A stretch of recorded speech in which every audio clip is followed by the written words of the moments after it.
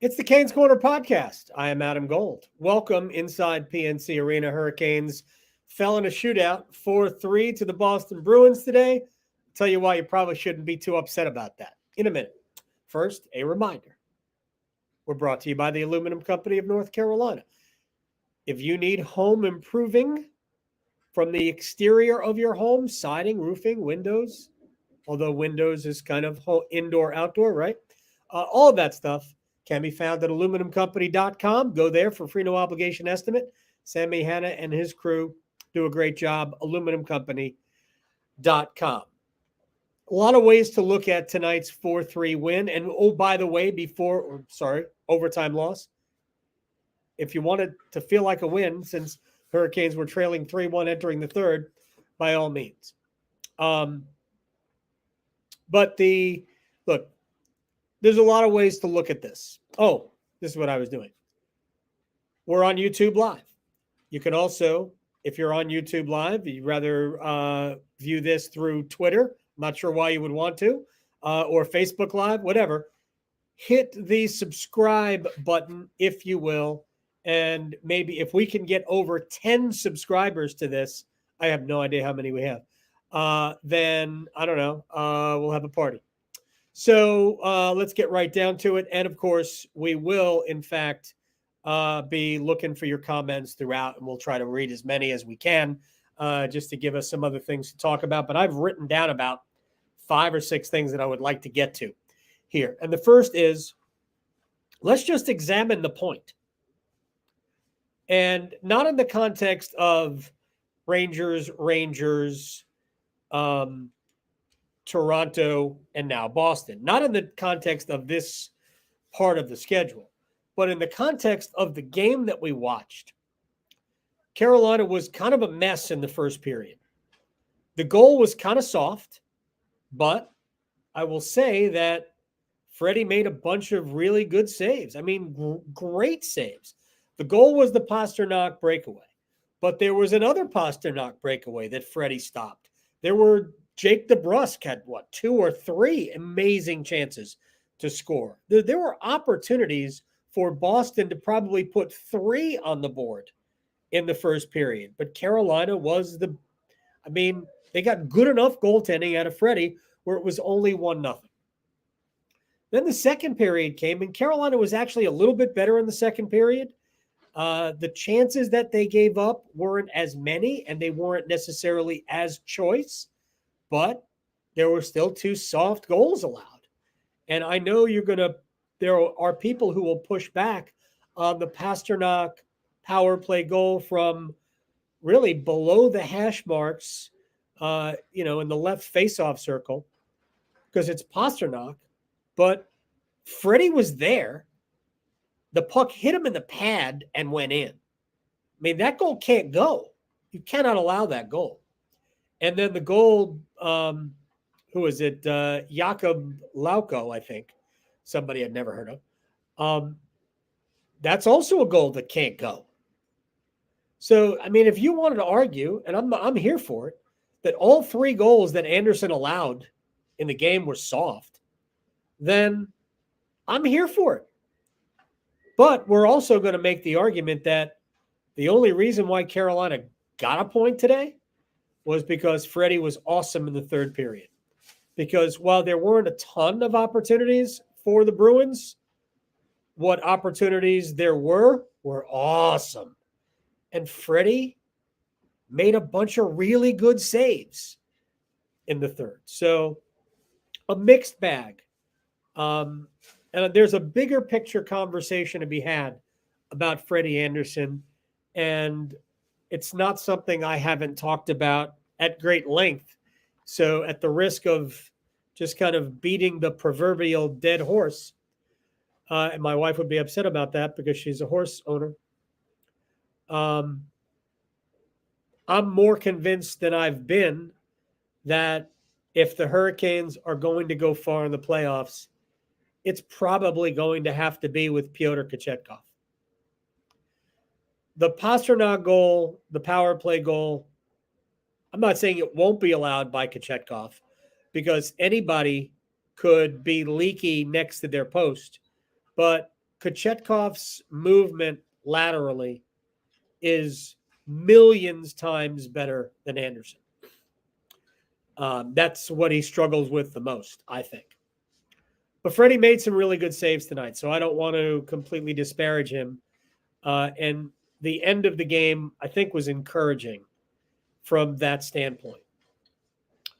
I still think he is the most likely game one starter, but in my opinion, if the Hurricanes are going to go far in the playoffs, I think Kochetkov is probably the goaltender that will take them there. And we'll see. We'll see how it plays out. Carolina is going to need to score some goals. They got to 3 tonight, which normally means a win, but it didn't tonight. Carolina allowed, actually, I guess, no, it's second straight night. They got to 3, but they didn't win this one. So they're now what? Well, it's an overtime loss. So whatever the number was, it was like 14, 15, and 7. So now it's 14, 15, and 8 if they allow 3 goals or more in a game. So Freddie was a mixed bag, some good, but also some not so good, and some bad, actually, to be fair. Carolina in the overtime. Woo! No good. No bueno. You win the opening faceoff. And Jordan Staal goes off the ice for Sebastian Aho. And for some reason, Jacob Slavin, who had a step but couldn't close to the point where he came in alone on Jeremy Swayman, for some reason, Jacob Slavin decided to shoot the puck. So you give up possession there because I think you lost the faceoff, the next faceoff. Like, the rules of engagement in overtime are pretty simple, I think. Keep the puck until you have a superb scoring chance. Low percentage shots are essentially a sign that you don't want possession. That's the way I'd look at it. So at least twice in the overtime, Carolina shot the puck with no real chance of scoring. That one from Slavin. Brady Shea did the same thing. Martin Necas gave the puck away for no reason. Marty has been a puck management nightmare probably for the last 3 weeks. It's kind of counterbalanced by the fact that Necas has been really good in a lot of other areas. But managing the puck, he's sort of reverted to last year. So that needs to stop. They need to get back to making sure they are playing a certain way. Third period, Carolina was super heavy in the period and leaned all over the Bruins. Could have had more goals. Probably should have had more than 2 goals. Expected goals were 4-3 in favor of Carolina. Jack Drury had another chance. He had the goal. Brett Pesce had a great chance. Jesper Fast had a great chance. Carolina was all around the net. Just could not. Right after Aho scored to make it 3-3, in the next minute, there was a shot where the puck just fell right to the feet. I think it was Jordan Martinook on the doorstep, but Charlie McAvoy did what Connor Clifton did not, and that is box your opponent out. And he did not I think it was Martinook, did not let Martinook get to the puck. Whereas Connor Clifton was a bystander on the Aho goal that made it 3-3. But for the most part, and I think that was actually the best area of Carolina's overall game tonight, was even though they allowed a ton of chances to Boston, a lot of those chances that they allowed didn't materialize into great scoring chances because Carolina was good enough around their net to avoid the real danger. Now, I'm not saying that there weren't some beautiful chances for the Bruins tonight, because there were. Again, we talked about the breakaways. DeBrusk in the slot. Bertuzzi and Krejci back-to-back chances. Pavel Zacha had chances. I mean, Boston had plenty of opportunities to score more than 3 goals tonight. I know it's going to sound weird. Freddie gave up 3 soft goals, and the third period made you go, okay, well, at least we got a point. All right, to the point that Carolina got tonight. So, big picture, here's the standings. Here's where they are. 103 points, 10 games to play. The Devils, 100 points, 9 games to play. So Carolina's got that 3-point lead and a game in hand. Devils are on Long Island tomorrow. Islanders need to win to stay ahead of Pittsburgh. Pittsburgh, by the way, is at Detroit on Tuesday. So the Islanders, the Penguins, and the Florida Panthers, 3 teams fighting for 2 wild card spots. Pretty much, barring a complete collapse, the top 3 teams in the Metro and the Atlantic are not changing. They might shuffle in terms of positioning, although I think the Atlantic is pretty well set with Boston 1, Toronto 2, Tampa 3. But in the Metro, Carolina and the Devils could flip. And to be perfectly honest, if the Rangers get hot, the Rangers could go from 3-1. But the wild card teams are pretty much going to be either the Islanders, Pittsburgh, or the Panthers, 2 of those 3. And right now, Florida has some ground to make up. They are 3 points behind the Penguins, and they each have 9 games left to play. And again, Pittsburgh is at Detroit on Tuesday. So this was a big point for Carolina today. Would it have been better to get 2? Of course. But the fact is, you got the 1. So the Devils can't pull even tomorrow if they win on Long Island. So Carolina, no matter what happens, when we show up here at PNC Arena on Tuesday for the Hurricanes and the Lightning, Hurricanes are going to be in first place by themselves. We'll see what happens against Tampa. Carolina, like Boston sat a bunch of guys tonight. They sat Bergeron. They sat Marchand. I think Taylor Hall's hurt. So it wasn't Boston's A team, if you will, and they didn't play Linus Ullmark. But, I mean, their lineup was every bit as dangerous as Carolina's. And they have David Pastrnak, who now has 51 goals on the season. That's right, 51. First time ever in his career he has hit the 50-goal mark. I mean, he's a Hall of Fame goal scorer, Pastrnak. First goal, I mean, soft, yeah, but second goal, soft, but, I mean, put it on net. Carolina had a bunch of chances Carolina had enough chances that missed the net that you just sometimes need to make the goaltender handle because you can get rebounds. Look, Carolina was pretty active and physical in front of goal today. So to me, there are some really good things to extract from this game. Let's talk about something that was not good in this game. The penalty call on Teuvo Teravainen, where he was called for slashing Charlie McAvoy. It was 1-1. It came pretty soon after the Hurricanes tied the game on the Jack Drury goal, which was brilliant pass by Jalen Chatfield to Drury in the slot, who deflected it past Swayman for 1-1. And first of all, it's innocent contact between 2 players just inside the defensive blue line for Carolina.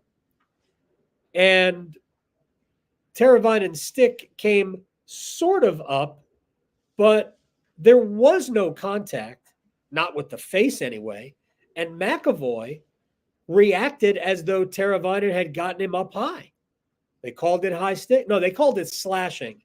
There was like nothing there. And they called it. And to me, that's embellishment 100% of the time. But they called it. So you got to deal with it.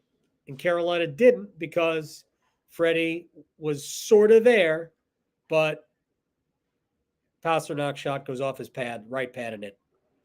And that goal led to the next goal because the next goal happened not that long after that, like, I don't know, 2.5 minutes or whatever it was. And another soft goal allowed by Freddie. And it's 3-1, and you think, well, we're done here. And then third period started, and it was like a different team came out. It was a completely different Hurricanes team that came out. And we'll get to why that is, I think. At some point, you come to the realization that this year, for whatever reason, at least during the regular season, isn't going to change for certain players. I don't believe we're going to get the best of Teuvo Teravainen at all. Maybe what we can hope for is that the playoffs will be new lease on life. But right now, Teuvo Teravainen is just okay. He's not dynamic. And maybe we should stop looking for signs that it's here. He is incredibly important to this team. Even if the Hurricanes had a healthy Andrei Svechnikov, Teuvo Teravainen is incredibly important to this team. Maybe it won't happen for him in the regular season. They've got 10 games left. Teravainen with Stahl and Fost, maybe that works. Because right now, Jordan Martinook is needed in other places. He's needed maybe with Aho and Natchez, maybe with Kokoniemi and Jarvis. They got to get some other people scoring. It can't only be Aho and Natchez and Nason and Shea. It can't just be those guys. You have to get other people scoring. Jordan Stahl scored a goal the other, I guess it was last night against Toronto. He's got to start pumping in a few more goals. But ultimately, it's always going to come back to this. It's going to be 20. It's going to be 88. It's got to be 24. It's got to be 86. By the way, kind of interesting that Jesse Puljujärvi was a healthy extra today. I know Rod said before the game that he had some guys that were a little bit nicked up. He was unsure. And I swear I saw Puljujärvi taking the skate before the game. But whether it was a healthy extra or he's banged up and couldn't go, first game since arriving and getting the visa issues behind him where he was not in the lineup. I kind of liked Paul Stastny, Jack Drury, and Derek Stepan. You could make the argument that was Carolina's best line start to finish today. They were excellent. I think they were on the ice for one of the goals, but I thought they were excellent.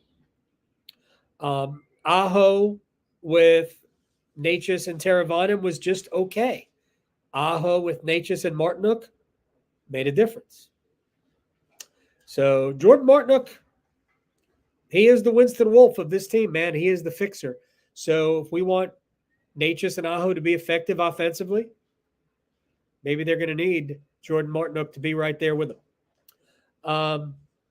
Carolina was 22-14 up on Boston today in grade A scoring chances, according to Natural Stat Trick. Now, it's important to understand what goes into a grade A scoring chance. It's usually, well, it's not usually, it's a shot from a dangerous area. But of course, that is without context because what's a high danger shot for some is not a high danger shot for others. But it also doesn't take into account, and this is where the Hurricanes lose out sometimes, is when you get the puck in a dangerous area but don't get a shot off. And Carolina loses a lot of opportunities that way because they have a hard time taking their possession in certain games, taking that possession into the offensive zone, and then creating the scoring chance. For all of Boston's great play today, there was a little bit of that went on for the Bruins. I thought Carolina's desperation in the defensive end was pretty doggone good. It probably saved a few more opportunities for Freddie to deal with. So while it was not great today by any stretch, there were some good moments. There were some good desperation moments, I thought, from the Hurricanes in their defensive zone. They're going to have to get, just to put the bow on Teuvo Teravainen, they're going to have to get Teravainen going. They got really no shot of advancing without Teuvo Teravainen looking like a dangerous player. All right, so Bruins get their first regulation win over. No, I'm sorry, get their second win. Second win over the Hurricanes. Boston and Carolina each got 4 points out of the season series. You decide which one you like better. Boston has a shootout win and an overtime win and a regulation loss. Hurricanes have 2 extra time losses and a a regulation win. So 4 points either way. Tampa tomorrow, Tuesday. Tampa on Tuesday. Hurricanes are 2-0 against the Lightning. And after that, the Hurricanes have only one remaining game against the current playoff team. That's it. One remaining game against the current playoff team, which is very different than the last 10-game stretch that Carolina just had, in which all but one of the games was against playoff opponents. From Tampa, actually it was 2. Tampa, they went to Montreal, home against Philly.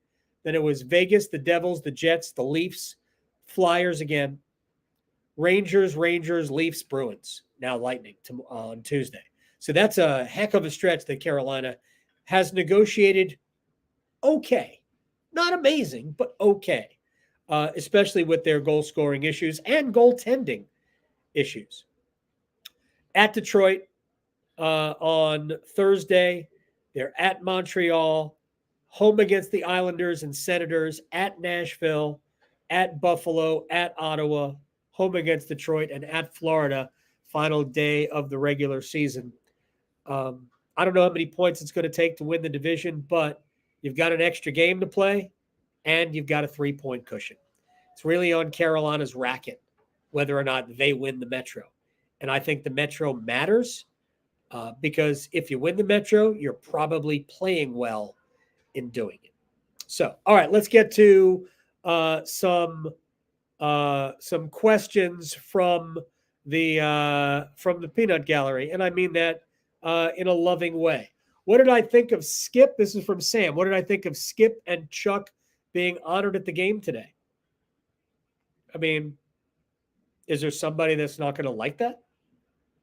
Chuck Caton's a legend, a Hurricanes/Whalers legend, and he gave 39 years of his broadcasting career to this franchise. I didn't love the way it ended for Chuck, but I understand the finances of it.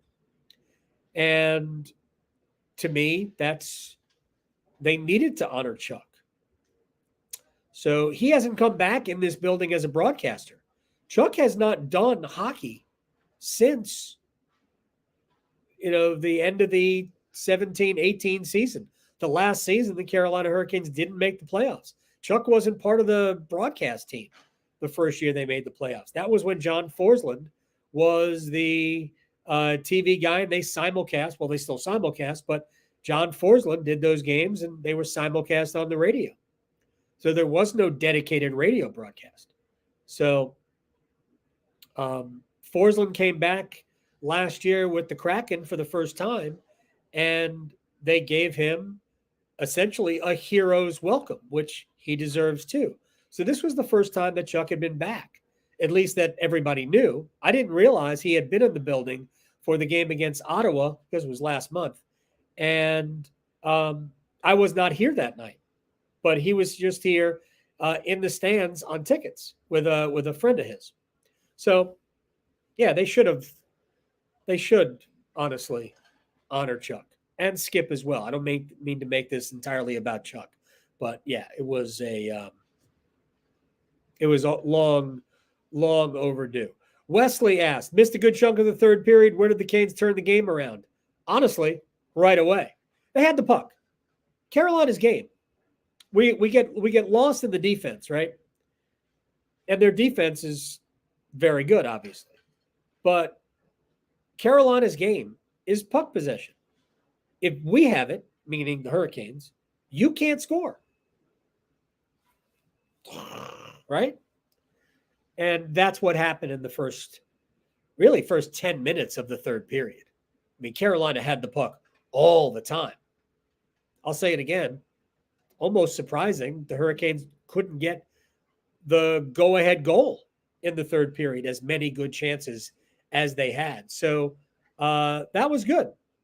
I mean, but, that's also been the problem of the Hurricanes this year is the inability to finish enough of those chances because they had a bunch. Zach asked me, do I think the Canes could have won this game? Of course they could have. They could have lost the game in regulation too. But as poorly as they played in the first period and as soft as the goals were in the second, this game was still winnable for Carolina when Shea and Aho scored in the first 3.5 minutes to make it 3-3 because the Hurricanes were the better team by a lot in the third period. Again, Boston had their chances, but Carolina was the better team. Look, we found out against Toronto on last night that the better team doesn't always win. And the Hurricanes have been on the other end of that more than they have been on the good end of it. I think we can agree on that. Karen, okay, I'm going to answer this one because Karen asked me, what's my cookout order? And I don't have a go-to cookout order like everybody else. I will tell you the best thing cookout does, the barbecue plate. End of discussion. And I like cookout stuff. The shakes are good. The barbecue plate is elite. First of all, the barbecue is good. Second, hush puppies are great. And the fries ain't bad either. There was a time when I was dieting, which I probably should be on again, where I would simply do the barbecue and then just give me 3 coleslaws. The coleslaw is also good. So there you go. If I was going to say I can only have one thing, give me the barbecue plate. Not a sandwich. I don't want the sandwich. You keep the sandwich. That bread is nasty. That's part of why the burgers at Cookout. I think the burger is great. Can we sub a different bun? The buns are terrible. All right. So Aaron says I should change the header from the morning after to the aftermath. Well, I would, except that this is not the aftermath. This is the morning after podcast. Canes Corner podcast. See, if you look at it, it says Canes Corner in the corners and then the morning after. And we're green today because of the fact that the Hurricanes were the Whalers. So, War Eco, I think it's, or Echo. Do you think the game plays differently if the Canes block more shots? I've noticed they haven't blocked very many shots over the last few games. I mean, yes. I mean, they're not blocking the they're not blocking the breakaway. Yes. I'm not really sure how to answer that question. I don't know that the Hurricanes' shot blocking game has waned. I really don't, but it probably would be worth going back and looking. So all I can say is, War, I'll go check it out. I'll see if that is the case. And by the way, Charlie says, yes, the barbecue is surprisingly good at Cookout. It is. It absolutely is. So with that, I think we're Carolina's in pretty good shape. Let me just do a quick recap of, I think, the biggest takeaways from this game. The biggest takeaway from the game is Freddie Anderson's third period at least gives him a chance to kind of reclaim his mojo. The 3 goals were soft. The third period was great, and he got Carolina the point because Carolina could have easily, with some of the chances they gave up, Boston probably should have scored. David Krejci should have scored a goal tonight. Jake DeBrusk should have scored a goal tonight. Heck, Tyler Bertuzzi probably should have scored a goal tonight. Hey, one quick thing. So Martinook goes into the crease. I mean, it was just a scrum. Puck's there. Everybody, you're allowed to be in there if the puck's there. And then he gets kind of hogtied by Dmitry Orlov. And then he gets punched by not punched by Jeremy Swayman, but pushed by Jeremy Swayman, which I got no problem with. And then Charlie McAvoy comes in and wrestles Martinook. And Martinook actually gets 2 points for the takedown. And McAvoy got the penalty. But I guess because they didn't consider it a fight, there's no instigator. But I just I don't understand anything anymore. I don't understand the rules. I didn't understand why Toronto was allowed to do some of the things they did last night. I don't. I'm going to have to read a rule book. But I think I'm in the same boat with the head coach. At some point, Rod Brindamore is going to throw hockey sticks on the ice because he's kind of fed up with some of the things that he sees. Sometimes I think that we're hypersensitive to this. I don't think anybody's out to get the Hurricanes. I don't. But I'll also say that I don't think the bad calls have evened out. I don't know. Pointless to even complain about it, I think. But I am actually pretty happy that Carolina got a point tonight. And I guess we'll close on this. When we talk on Tuesday, the Hurricanes will either have a 1-point lead, a 2-point lead, or where they are right now. The Devils are on Long Island tomorrow against New York. So we'll see how that game plays out. And then we'll have the final 10 games of the season laid out right in front of us. Tuesday against Tampa right here. Hurricanes trying to sweep the season series from the Lightning, and that would be spectacular. And we'll do this again after the game on Tuesday.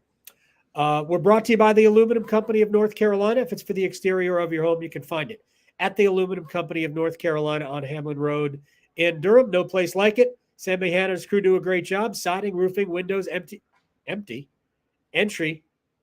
doors, not empty doors, maybe. Gutter helmets, good product. Aluminumcompany.com.